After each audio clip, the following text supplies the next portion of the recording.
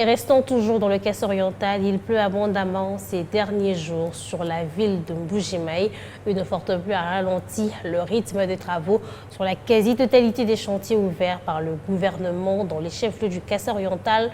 Qu'en est-il du projet de construction et modernisation de l'aéroport de Bipemba? Les travaux sont momentanément suspendus et pourraient reprendre si les conditions climatiques venaient à s'améliorer. Un reportage de Franck Bambi. Ici, le nouveau tarmac de l'aéroport de Bipemba en construction à Mbuji-Mayi.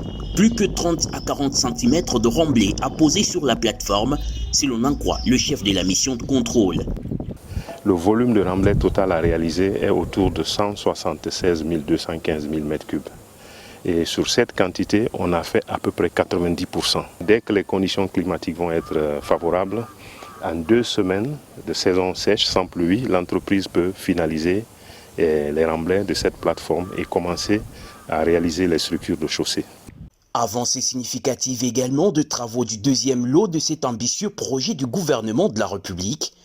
Parmi tant d'autres bâtiments à construire, la caserne anti-incendie qui prend de plus en plus forme. Et les travaux sont réalisés, comme vous voyez, la dalle supérieure est déjà réalisée. On peut dire qu'on est à peu près à 60% de réalisation de ce bâtiment. Il y a d'autres bâtiments aussi qui sont prévus, notamment la tour de contrôle qui est le bâtiment le plus technique et qui sera érigé juste en face de nous là. L'entreprise chinoise a également prolongé la piste de 320 mètres. Une nouvelle extension de 700 mètres est à l'étude, indique Romain Tignama, commandant Hervé à Mbuji-Mayi.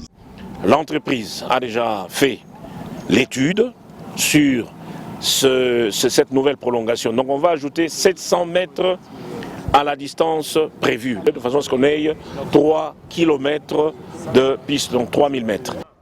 Outre les pluies abondantes qui ralentissent actuellement le rythme de travaux, le constructeur peine à acheminer les matériaux de Lubumbashi à Mweneditu.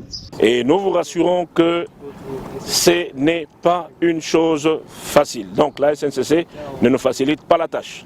Malgré ces aléas, la mission de contrôle espère que le délai pour l'exécution de ce projet, soit avant fin 2023, seront tenus.